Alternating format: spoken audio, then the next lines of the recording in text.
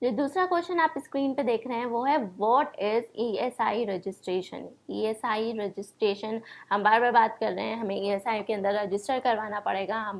हम कंपनी हैं, हमारे यहाँ इतने वर्कर्स हैं, 10 से ज़्यादा वर्कर हैं, हमें ईएसआई रजिस्ट्रेशन लेना पड़ेगा। तो बेसिकली ये ईएसआई रजिस्ट्रेशन क्या होता है? तो ईएसआई रजिस्ट्रेशन एक रजिस्ट्रेशन प्रोसेस है जो कि एम्प्लॉय स्टेट इंश्योरेंस कॉरपोरेशन ने निकाला है, एम्प्लॉय स्टेट इंश्योरेंस एक्ट के अंदर दे रखा है। ये एक रजिस्ट्रेशन प्रोसेस है। अगर आप ऑर्गेनाइजेशन हैं और आपके पास 10 से ज़्यादा वर्कर है जिनकी सैलरी 21,000 से कम है, आप मतलब ब्रैकेट में आते हैं कि आपको ईएसआई डिडक्ट करना है, तो आपको वो रजिस्ट्रेशन कैसे करना होगा? तो बेसिकली रजिस्ट्रेशन एक नंबर मिलता है आपको, ईएसआई नंबर मिलता है। वो नंबर ऑब्टेन करने की, चूँकि 17 डिजिट का नंबर होता है, वो नंबर कैसे ऑब्टेन करना होता है, वो कैसे मिलता है, वो बेसिकली ये रजिस्ट्रेशन है। So ESIC registration is the proper registration under ESI scheme of ESIC. This registration ensures the availability of wide range of medical, monetary and other benefit to the employees of an employing entity having 10 or more employees. The facility of ESI is very elegant for improving the health, morale, etc. and can boost the performance and retention. Next question on the screen is what is registration of factory establishment, and it is mandatory for employer to register under the scheme. Is it mandatory for employee? मैं आप खुद से पूछ रही हूँ आप लोगों से कि is it mandatory for employer, factory, establishment, company to get registered under this scheme? So yes, it is your statutory responsibility to get registered under the ESI Act. आजकल क्या हो गया है, आजकल जब आप कंपनी बनाते हैं, अगर आपकी ऑर्गेनाइजेशन, आपकी private limited company, public limited company, आजकल गवर्नमेंट ने रिसेंट चेंजेस ला के ईयर 2020 से ऐसा कर दिया है कि जब आपकी कंपनी बनती है तो एक फॉर्म होता है एजाइल प्रो, उस फॉर्म के अंदर आपका खुद का ESIC नंबर जनरेट हो जाता है। अगर आपकी ऑर्गेनाइजेशन में 10 से ज़्यादा एम्प्लॉयज़ हैं, आपकी ऑर्गेनाइजेशन इस थ्रेशोल्ड में फॉल करती है, तो आप ESIC के रूल के अंदर जितने भी फॉर्म्स दे रखे हैं, जितने भी रिटर्न फाइलिंग के प्रोसीजर्स हैं, वो सब करते हुए आप फर्दर, मतलब आपका एक ESI नंबर जनरेट होता है, आपका file number, docket number generate हो जाता है, आपका रजिस्ट्रेशन हो जाता है। तो गवर्नमेंट ने private limited, public company, organisations के लिए, जितनी भी limited companies, private limited companies, producer company, Nidhi company, जितनी भी कंपनी इनकॉर्पोरेट होती हैं अंदर मिनिस्ट्री ऑफ कॉर्पोरेट अफेयर्स, उनके अंदर ये प्रोविजन ले ही आए हैं वो, क्या ऑटोमेटिकली आपको रजिस्ट्रेशन के लिए किसी भी अथॉरिटी के पास जाने की ज़रूरत नहीं है, ऑटोमेटिकली आपका ESIC का रजिस्ट्रेशन हो जाता है। सो हम जो यहाँ डिस्कस कर रहे थे वो यही डिस्कस कर रहे थे कि ये आपकी रिस्पॉन्सिबिलिटी है कि आप ESIC के अंदर रजिस्टर करवाएं, क्योंकि ESIC के अंदर रजिस्टर करवाने के कई सारे बेनिफिट होते हैं। ये आपके वर्कर्स का कॉन्फिडेंस बूस्ट करता है, उनका मोरल सेटअप करता है, उनको एक लेवल का प्रोटेक्शन देता है, इंश्योरेंस कवर देता है, ताकि उनको कोई मेडिकल फैसिलिटी उनको बहुत ही ईजिली मिल जाए। जो गवर्नमेंट अप्रूव्ड ESI हॉस्पिटल्स हैं उनसे वो फैसिलिटी ले सकते हैं। तो बेसिकली रजिस्ट्रेशन प्रोसेस यही होता है कि आप अपने ऑर्गेनाइजेशन को, अपने फैक्ट्री को ऑनलाइन पोर्टल पे जाके रजिस्टर करवाइए, और it is not mandatory but it is your statutory responsibility to get registered under ESIC। दूसरा क्वेश्चन आप स्क्रीन पे देख रहे हैं वो है what are the documents required for ESIC registration. ESIC registration के लिए अगर आपकी फैक्ट्री, आपके एस्टैब्लिशमेंट, आप अपने ऑर्गेनाइजेशन, कंपनी का ESIC के अंदर रजिस्ट्रेशन करवाते हैं तो क्या क्या डॉक्यूमेंट्स की रिक्वायरमेंट होती है। तो since the procedure for registration is online, no physical documents are required to be submitted. The documents required by filing the online application are a registration certificate obtained under Factories Act और Shop and Establishment Act। देखिए ये सब different acts हैं, हम इनकी legality के अंदर नहीं जाएंगे क्योंकि हम यहाँ पे ESI डिस्कस कर रहे हैं। तो फैक्ट्रीज एक्ट में कैसे ऑब्टेन होता है, शॉप एंड एस्टैब्लिशमेंट में कैसे ऑब्टेन होता है, उसकी लीगैलिटी में हमको नहीं जाना है। हमें बेसिक ये डिस्कस करना है कि ESI के अंदर हम कैसे कैसे रजिस्टर करवा सकते हैं। तो जो डॉक्यूमेंट की रिक्वायरमेंट है वो ये है, अगर आपका ऑर्गेनाइजेशन है, अगर आपकी फैक्ट्री है तो ऑब्वियसली बात है आपने रजिस्ट्रेशन सर्टिफिकेट ऑब्टेन करके रखा होगा फैक्ट्रीज एक्ट के अंदर। अगर आप फैक्ट्रीज एक्ट के अंदर फॉल नहीं करते हैं, आपने रजिस्ट्रेशन नहीं लेके रखा है, आपको रिक्वायर्ड नहीं है रजिस्ट्रेशन लेना, तो आप शॉप एंड एस्टैब्लिशमेंट एक्ट के अंदर तो आपने रजिस्टर करके रखा होगा, क्योंकि even a single shop is required to register under shop and establishment act under municipal corporation. तो जो शॉप एंड एस्टैब्लिशमेंट एक्ट का आपका सर्टिफिकेट है वो लगेगा। Certificate of registration in case of company, partnership deed in case of partnership, अगर आपकी partnership है तो ऑब्वियसली बात है उसका सर्टिफिकेट ऑफ इनकॉर्पोरेशन नहीं होता है, उसके लिए एक पार्टनरशिप डीड होती है जो कि एक लीगल डॉक्यूमेंट होता है जो कि डिफाइन करता है कि पार्टनरशिप किस चीज़ से बनी, किस ऑब्जेक्ट के लिए बनी, कौन कौन पार्टनर है, क्या क्या उसके रूल्स है, क्या क्या टर्म्स है, क्या क्या प्रोविजंस के लिए पार्टनरशिप। तो basically partnership deed, certificate of incorporation in case of a company, MOA and AOA of a company. MOA क्या होता है? मेमोरेंडम ऑफ एसोसिएशन, और AOA आर्टिकल ऑफ एसोसिएशन होता है। MOA और AOA आपके बेसिक डॉक्यूमेंट्स होते हैं। MOA बताता है कि आपकी कंपनी क्या काम करती है, आपकी कंपनी में क्या ऑब्जेक्ट है। AOA जो होता है जो कि आपका गवर्निंग लॉ होता है, आपकी कंपनी किस हिसाब से काम करेगी, क्या क्या उसके प्रोविजंस हैं। कंपनीज एक्ट तो है ही, लेकिन AOA भी एक इंटरनल डॉक्यूमेंट है कंपनी का जो कि गवर्निंग लॉ होता है कंपनी के लिए। तो कंपनी के केस में AOA MOA लगेगा, सर्टिफिकेट ऑफ इनकॉर्पोरेशन लगेगा हर केस में, चाहे वो आपकी कंपनी हो, चाहे वो आपका शॉप हो, चाहे वो आपकी ऑर्गेनाइजेशन हो, चाहे वो आपकी फैक्ट्री हो। लिस्ट ऑफ ऑल एम्प्लॉयज़ लगेगा जो कि इस्टेब्लिशमेंट में वर्क करते हैं। अगर आपकी कंपनी है तो कंपनी में कितने का लोग काम करते हैं, सारी लिस्ट ऑफ एम्प्लॉय लगेगा। अगर आपकी फैक्ट्री है तो फैक्ट्री में कितने वर्कर्स काम रखते हैं उनकी लिस्ट लगेगी। Pan card, pan card is the very important document above all. जो पैन कार्ड होता है वो चाहे आपका प्रोप्राइटर बिजनेस हो, चाहे आपका पार्टनरशिप बिजनेस हो, चाहे वो आपका कंपनी हो, सबके लिए पैन कार्ड मैंडेटरी होता है। पैन कार्ड आपने ऑब्टेन किया होता है तो वो पैन कार्ड लगेगा। पैन कार्ड आपके इस्टेब्लिशमेंट का भी लगेगा, प्लस जितने भी एम्प्लॉयज़ आपके ऑर्गेनाइजेशन में काम कर रहे हैं उन सब का भी पैन कार्ड लगेगा। Comprehensive details of all employees, सबकी डिटेल, सबके फादर का नाम क्या है, सबका आधार कार्ड क्या है, सबकी मदर का नाम क्या है, किसी के पास वैलिड पासपोर्ट है तो उसका पासपोर्ट नंबर क्या है, उसका वोटर ID नंबर क्या है अगर किसी के पास है, सारी डिटेल, उसका एड्रेस क्या है, उसकी बैंक अकाउंट की डिटेल क्या है, सारी जो कॉम्प्रहेंसिव डिटेल्स होती हैं जो कि एक्ट के अंदर, रूल के अंदर दी हुई हैं, वो सारी डिटेल्स सारे एम्प्लॉयज़ की लगेंगी। अ कैंसल्ड बैंक चेक, जो भी आपका बैंक अकाउंट नंबर आप दे रहे हैं उस वो आपको बेसिकली नंबर नहीं देना है कि आप नंबर, IFSC कोड और ब्रांच बता रहे हो।